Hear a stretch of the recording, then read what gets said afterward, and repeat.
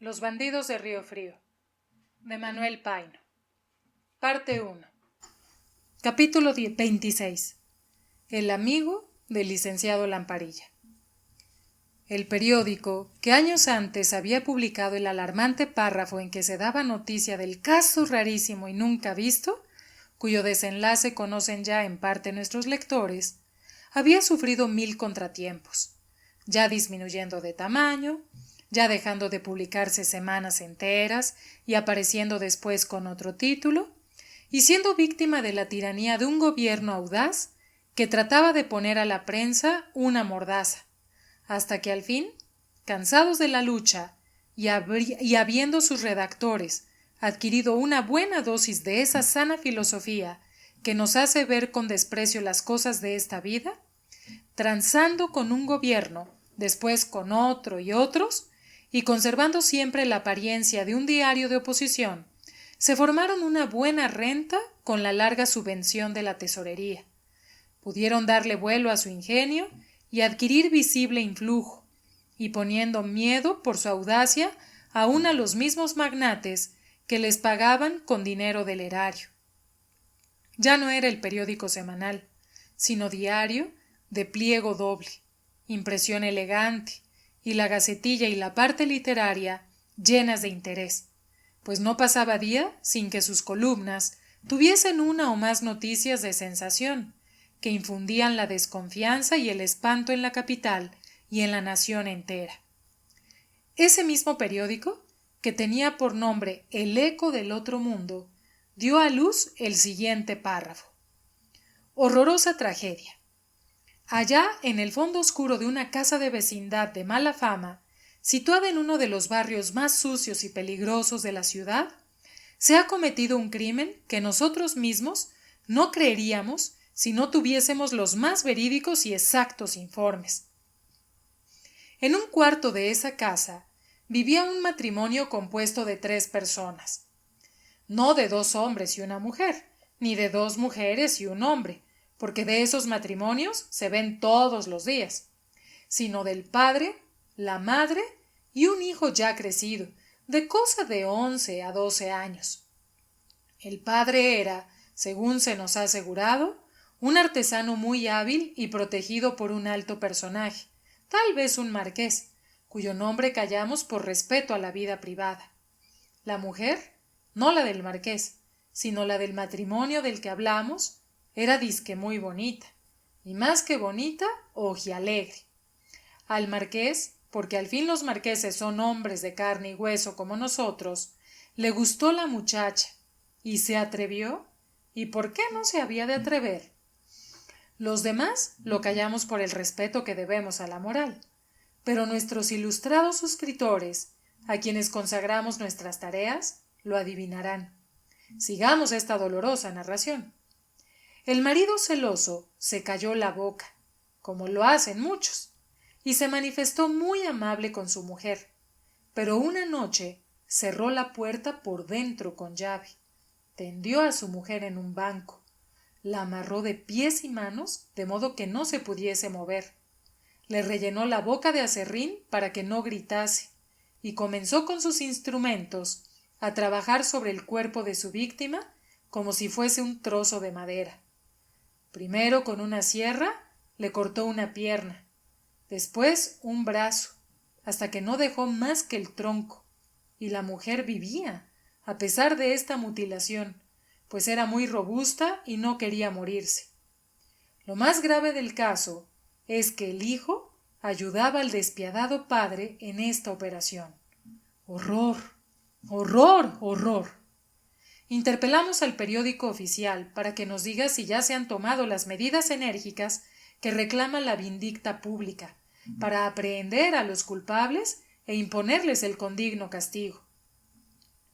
El periódico oficial, que jamás perdía su calma, contestó al día siguiente 2 líneas.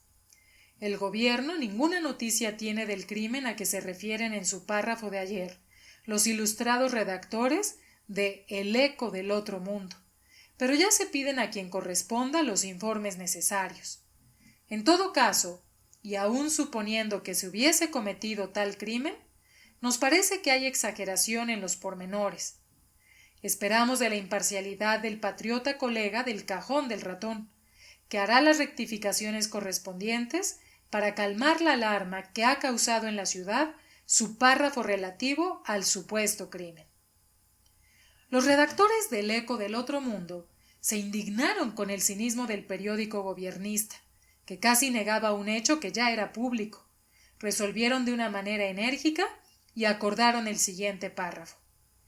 El periódico oficial, en vez de ser franco y explícito, se ha salido por la tangente. Tenemos preparados ya 2 o 3 editoriales, pero los reservamos hasta saber la contestación de nuestro apreciable colega de Palacio. El sesudo colega de Palacio respondió al día siguiente sin perder su aplomo. Mucho gusto tendríamos en satisfacer de la manera más explícita a los ilustrados y patriotas redactores del Eco del Otro Mundo. Pero estando ya el negocio en manos de la justicia, tenemos que guardar el más absoluto silencio hasta que la ley pronuncie su supremo fallo. Los redactores del Eco, a quienes el ministro de Hacienda les había mandado hacer una advertencia amistosa, se apresuraron a terminar la polémica y dijeron en su número del domingo: estando sujeto el negocio al fallo de los tribunales, somos los primeros en acatar la ley y damos por terminada la polémica, pero excitamos al señor juez de la causa a que inmediatamente imponga a los reos el más condigno castigo.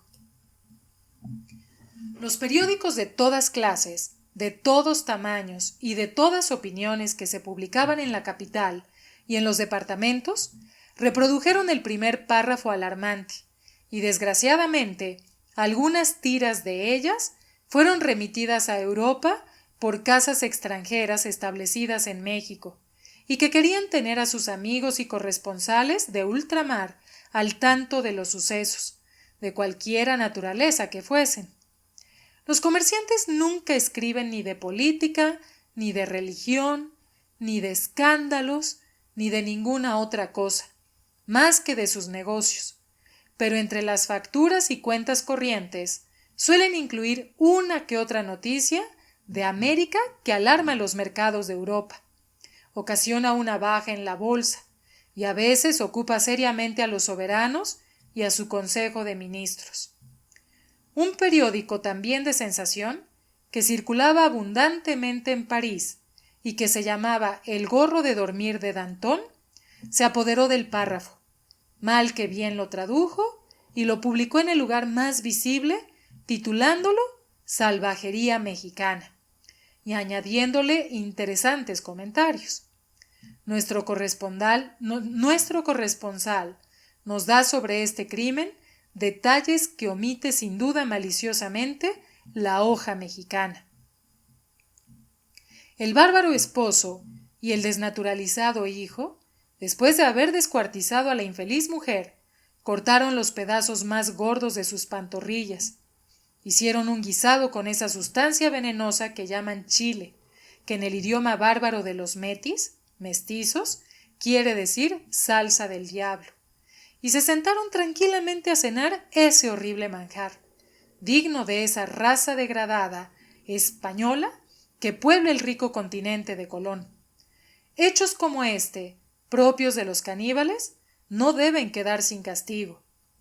La Francia, que marcha siempre a la cabeza de la civilización y que conquistó en 93 la libertad del mundo, no debe dejar sin escarmiento esta barbarie y apresurarse a enviar buques de guerra con sus compañías de marina de desembarco, y si encuentra resistencia, bombardear para escarmiento las poblaciones situadas en la mesa central de los Andes y reducirlas a cenizas, que en ello ganará la humanidad. De esta manera, Francia se hará amar y extenderá en esos lejanos países los beneficios de la civilización. Lo que pasó a esa desgraciada mujer puede repetirse con nuestros compatriotas aislados en esas regiones salvajes, donde solo en pomadas y perfumes tienen comprometidos más de 500 millones de francos. Nuestros buques de guerra serán una garantía para nuestros compatriotas, y el honor nacional quedará vengado. Este párrafo fue reproducido en toda Europa, en inglés, en alemán, en dinamarqués, en checo, en griego, en italiano, en todos los idiomas conocidos y desconocidos, y en todos los periódicos, y copiado y vuelto a copiar por la ilustrada prensa norteamericana que lo adornó con grabados en madera. Los bonos mexicanos bajaron en Londres 15%, y los tenedores de bonos se prepararon a formular una reclamación. Hemos anticipado estas noticias que no dejan de tener interés para la nación y que se relacionaron con la historia de nuestro hábil tornero para seguirla en lo posible, pues en los anteriores capítulos no habíamos podido decir acerca de él una palabra.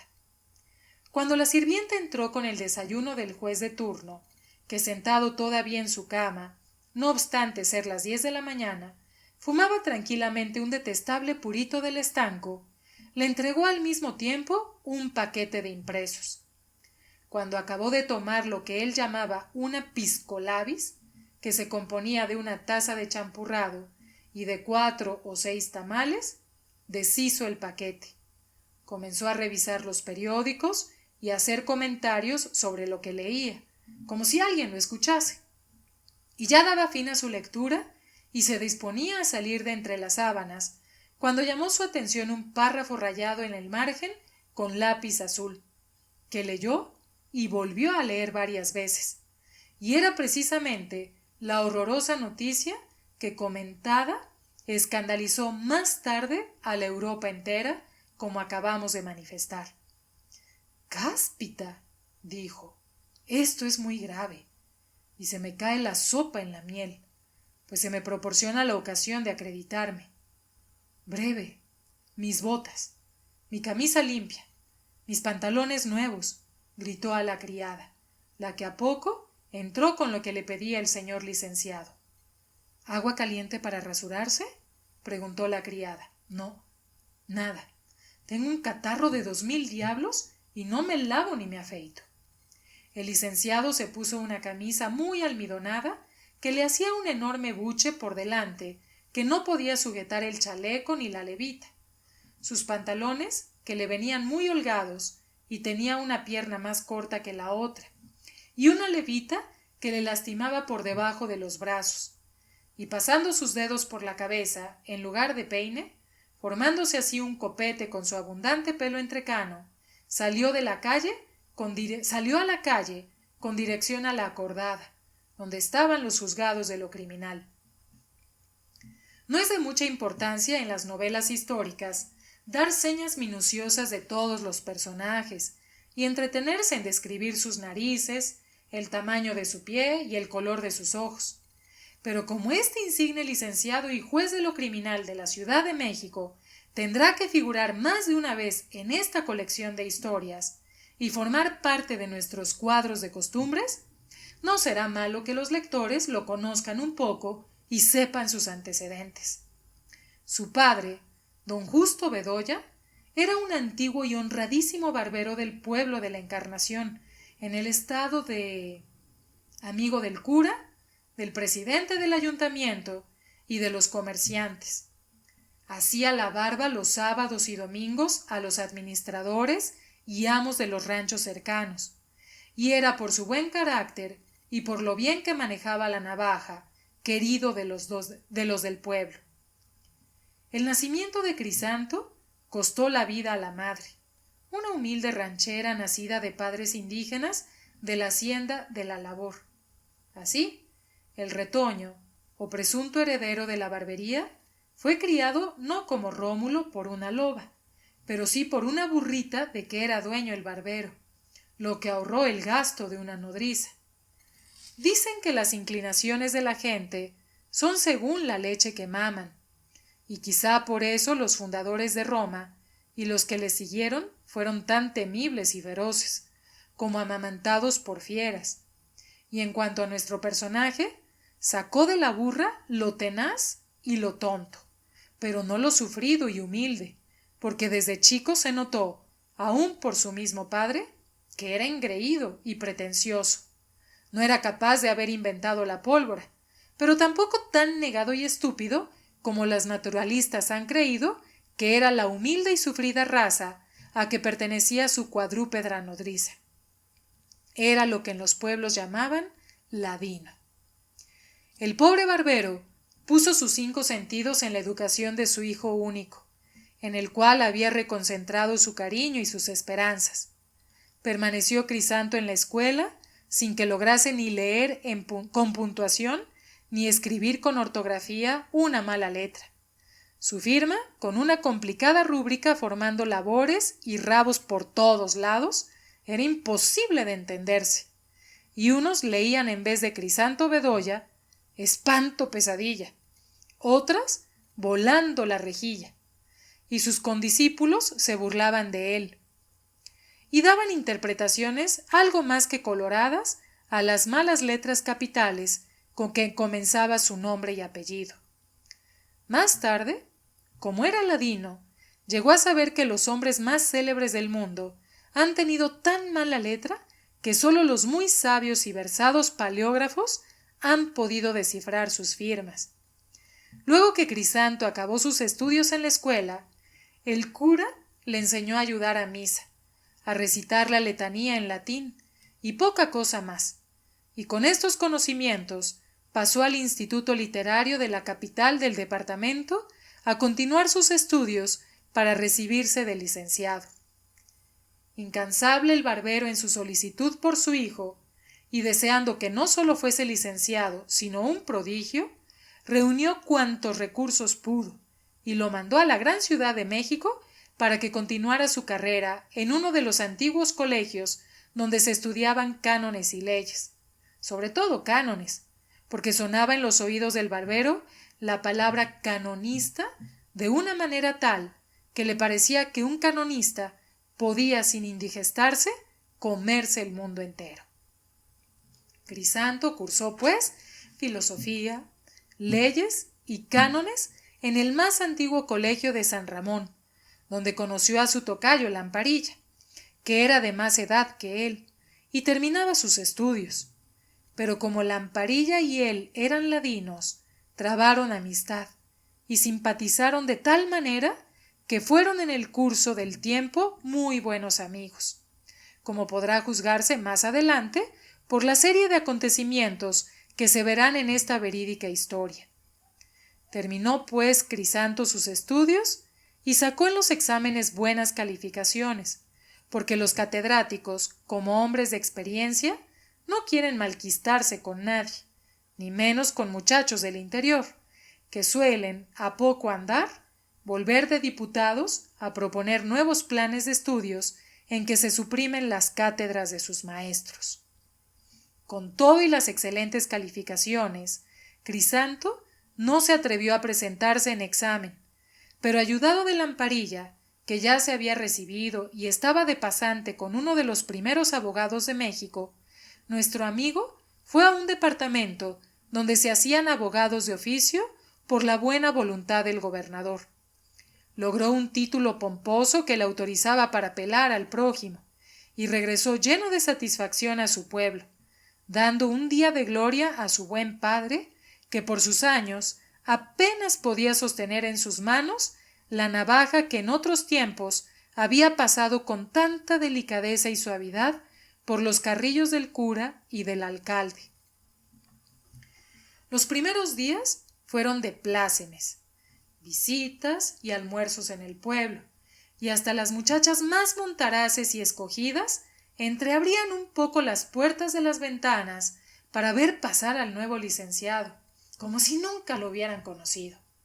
Los administradores de las haciendas, a quienes durante años había rasurado su padre, lo convidaron a almorzar un día y otro, y hubo propietario de los muy pocos que residían en su finca que le mandase un recado, con lo cual su fatuidad creció y ya no cabía en los pantalones.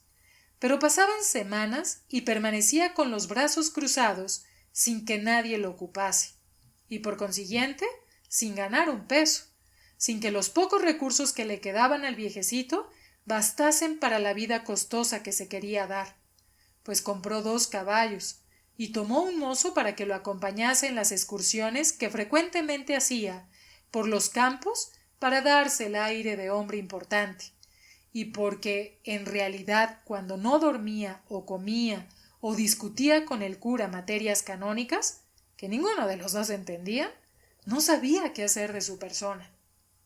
No habiendo pleitos en el pueblo, estando los asuntos en corriente y todo el mundo en paz de Dios, Crisanto discurrió que era necesario que el progreso y la civilización penetrasen en el pueblo, que estaba poco más o menos salvaje, y que lo primero que debía hacerse era deslindar la propiedad y contener la codicia de los hacendados, que hoy se cogían un terreno, mañana otro, y así sin sentirlo iban despojando a los indios. Sus caballos le sirvieron precisamente para esto, y sus paseos tuvieron un objetivo importante y patriótico. Vagaba hoy por un pueblecito, mañana por otro, platicaba con los indígenas de importancia y prestigio que nunca deja de haber aún en los pueblos más rabones. Les infundía desconfianza y les decía, encargándoles el secreto, que debían reclamar sus tierras, arreglar sus linderos y no dejarse dominar, y sobre todo robar de los ricos propietarios, que la tierra era de ellos y nada más de ellos, y que no había gobierno legítimo más que el de Moctezuma. Quizá en sus conversaciones con Lamparilla había adquirido esa suma de ideas legitimistas, y confiaba en que algún día vendría a mandar el país Moctezuma III, el pariente y protegido de doña Pascuala, que en la fecha en que hablamos tenía seguramente la edad necesaria para empuñar el cetro de sus antepasados. Los indios reflexionaron algunas semanas, como acostumbraban, callados, sin decirse mutuamente ni una palabra, pero cuando hubieron madurado bien su plan, todos se movieron y poco a poco fueron a su vez invadiendo el terreno de la hacienda, al grado que el administrador, en una de sus correrías por los potreros, se encontró con un pueblo ya edificado, donde meses antes no había más que un bosque de mezquites. Aquí se armó la gorda y comenzaron los pleitos.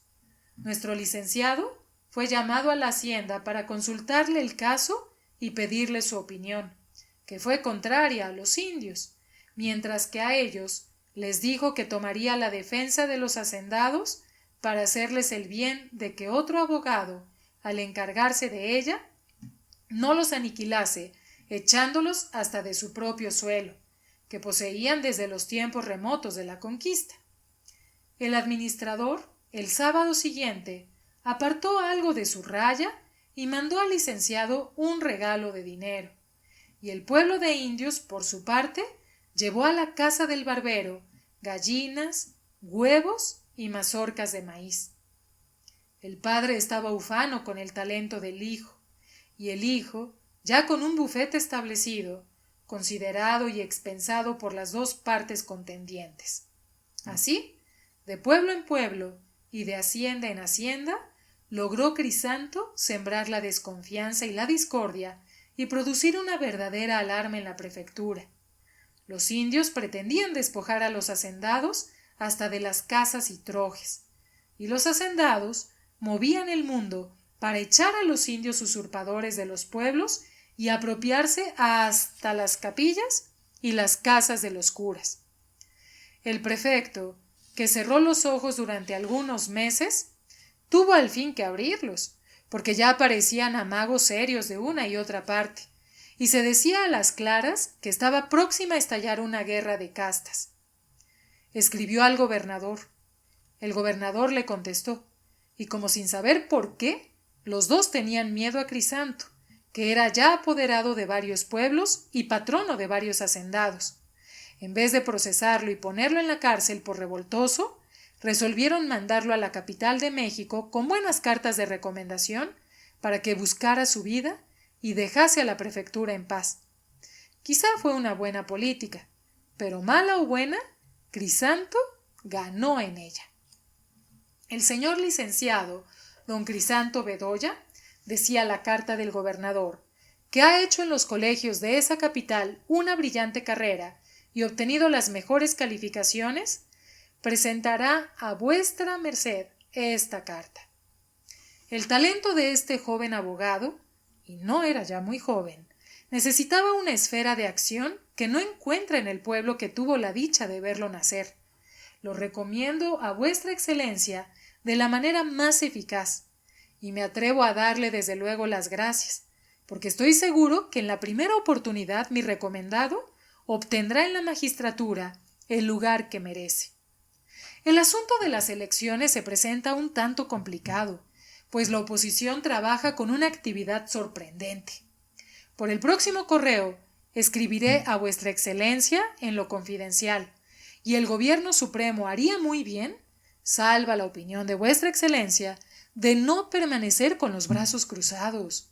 El amigo Crisanto tiene el encargo de hablar a vuestra excelencia de tan importante asunto. Crisanto, con lo que había ya ganado resolviendo los pueblos de indios y con los últimos ahorros del viejecito barbero, emprendió el viaje a la gran capital, que en los tiempos a que nos referimos era difícil, largo y costoso. Pero con todo y ello, a los 20 días de salido de su pueblo, entraba por la garita de Vallejo, seguido de 2 mozos y un caballo de mano, y se echaba por esas calles en busca de una posada que fuese un poco más decente que los ruinosos mesones del barrio de Santa Ana. Pensaba en esto, y cansado además de la jornada, que había sido larga, dejaba que su montura fuese al paso cuando divisó una persona que en un buen caballo brioso venía en sentido opuesto. Quiso reconocer en el caballero un antiguo amigo, pero en la duda si era o no, creyó que no haría mal en hacerle algunas preguntas sobre las fondas y posadas que tal vez se hubiesen establecido después que él había salido del colegio. Detuvo cortésmente al caballero y su instinto no lo engañó, pues se encontró en los brazos de su querido tocayo Lamparilla, que se dirigía al rancho de Santa María de la Ladrillera a dar noticias muy agradables a doña Pascuala, relativas a la herencia de Moctezuma III. Lamparilla, a instancias de su condiscípulo, dejó el viaje al rancho para otra vez, lo acompañó al centro de la ciudad y lo instaló en la calle de Cordobanes, en la casa de unas buenas señoras, doncellas de más de 50 años, que cuidaban hombres solos. Los caballos y mozos se enviaron al mesón. Los 2 antiguos condiscípulos del más antiguo colegio de comendadores juristas de San Ramón departieron largamente. Crisanto contó a Lamparilla lo que le convenía, ponderándole el prestigio de que gozaba en su pueblo, y Lamparilla le refirió lo que también le convenía, exagerando los productos de su bufete y el influjo que ejercía en los personajes que gobernaban, especialmente con el ministro de Hacienda, con el que tenía pendiente un negocio de millones, nada menos que la restitución de los bienes de Moctezuma II, que correspondían a Moctezuma III, de quien era abogado. Con tan francas y explícitas declaraciones, pronto se entendieron. Lamparilla pensó in pectore que podía muy bien su amigo hacerlo diputado de la próxima legislatura, y Crisanto, a las claras, manifestó que contaba con su influencia para ser prontamente colocado, pues sus recursos eran limitados. Desde ese momento, además de la amistad del colegio, los 2 personajes quedaron ligados por el interés. La primera cosa que hizo Lamparilla, prescindiendo por algunos días del viaje al rancho de Santa María de la Ladrillera, fue vestir y civilizar a Crisanto. Lo llevó a un establecimiento donde había 200,000 piezas, serían 200 cuando más, de ropa hecha, a una zapatería, a una peluquería francesa y a un baño. La transformación fue completa, y así, con ese aire de superioridad de los rancheros ladinos, no obstante que la levita tuviese pliegues y arrugas en la espalda, y el pantalón con el lustre del paño como si tuviese barniz, un pañuelo blanco muy grande y muy almidonado, y un sombrero algo pasado de moda, Crisanto fue presentado por Lamparilla la siguiente semana al ministro de Justicia y Negocios Eclesiásticos, al que entregó la carta de recomendación del gobernador. Hablaron más de una hora de política, de elecciones, de guerra de castas, de adelantos en instrucción primaria, de 1000 cosas a cual más importantes. El ministro quedó prendado de la soltura y despejo de su recomendado, y le prometió que en la primera oportunidad sería colocado en un alto puesto. Estos rancheros, dijo el ministro a su oficial mayor cuando la puerta del gabinete se cerró tras el pretendiente, se presentan mal vestidos. ¿No observó usted qué corte de levita tan extravagante? Pero tiene más agallas y talento, no se puede negar. Todos los mexicanos tenemos talento, y este recomendado nos puede servir mucho para las elecciones en su pueblo, y sobre todo para aplacar esa guerra de castas que se nos viene encima, pues goza de mucho influjo entre los indios. Creo que habla azteca, y se entiende con ellos. Lamparilla ya me lo había contado todo. Además, no es posible desairar a un gobernador. Precisamente hay una vacante, o mejor dicho, la habrá si usted quiere, le contestó el oficial mayor. El licenciado don Pedro Martín de Olañeta insiste en su renuncia. Dice que está muy enfermo y que le es imposible continuar despachando el juzgado. Además tiene otras quejas que no dejan de ser graves, pues... No me diga usted más, le interrumpió el ministro. Conozco esas quejas, y no es posible poner remedio. Don Pedro es uno de esos abogados testarudos y sabios, de los que tiempos del virreinato, y que no cuadran ya bien con nuestras instituciones liberales ni con el progreso del siglo. Eso sí, honrado y enérgico como el primero. Reo que cae en sus manos no para hasta la horca. Es sanguinario. Y yo profeso cerradas doctrinas contra la pena de muerte, no solo en los delitos políticos, sino en los de fuero común. La sociedad no tiene derecho de matar. Entonces volveremos a los tiempos del feudalismo, señores de horca y cuchillo. El fiscal es todavía más asesino que don Pedro. El día que haya ahorcado, almuerza chiles rellenos y mole de guajolote. ¡Qué horror!, exclamó el oficial mayor. Como se lo digo a usted, a mí me convidó un día, y no acepté, por supuesto. Era un banquete de caníbales, con que, acordado, se le admite la renuncia a don Pedro Martín y se nombra a don Crisanto Bedoya, por más que lo haya usted visto con su cabello alborotado por donde no ha puesto el peine. Es hombre de importancia y tiene mucho influjo con los indios. En menos de un mes sería capaz de levantar 20,000 hombres. Ya ve usted. Queda nombrado juez primero de lo criminal, y el presidente ha de quedar muy contento de este nombramiento, pues don Pedro Martín me cargaba con su lenguaje autoritario y sentencioso. Ya esos hombres pasaron. Se necesita gente nueva, juventud entusiasta, en fin, otra generación. Como consecuencia de esta conversación, Crisanto no cumplía un mes de residencia en la metrópoli cuando recibió el nombramiento del juez primero de lo criminal, empleo de gran responsabilidad e importancia. La seguridad pública, la vida de los ciudadanos, la honra de las familias, quedó a cargo del insigne licenciado del pueblo de la Encarnación. Tomó posesión de su empleo con toda solemnidad. Pagó a la cárcel de corte a hacer una visita de presos. Se informó de las causas que había pendientes. Tomó lenguas del escribano, que era un hombre vivaracho y familiarizado con los autos criminales. Visitó a sus compañeros y a los abogados de más fama, sin omitir a su antecesor don Pedro Martín de Olañeta.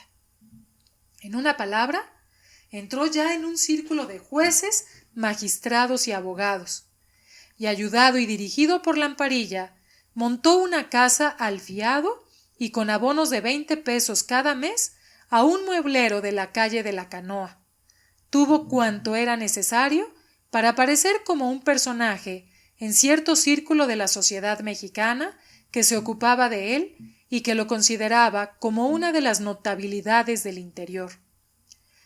Los que lo habían conocido y sabían la manera como había hecho su carrera, pensaban de otro modo, pero Lamparilla acallaba esas murmuraciones y aseguraba que sus condiscípulos repentinamente había desplegado un talento y sobre todo una perspicacia en los negocios, que él mismo negaría si no hubiese tenido muchas y patentes pruebas.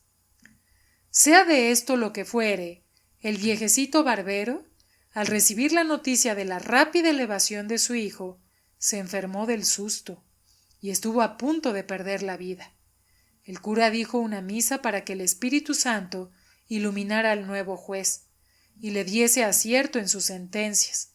Solo el prefecto, al acostarse, le dijo a su mujer: «Gracias a Dios, hija mía, que nos han quitado para siempre esta víbora, que habría concluido por revolver toda la prefectura, comprometerme quién sabe hasta qué punto y hacerme perder mi empleo.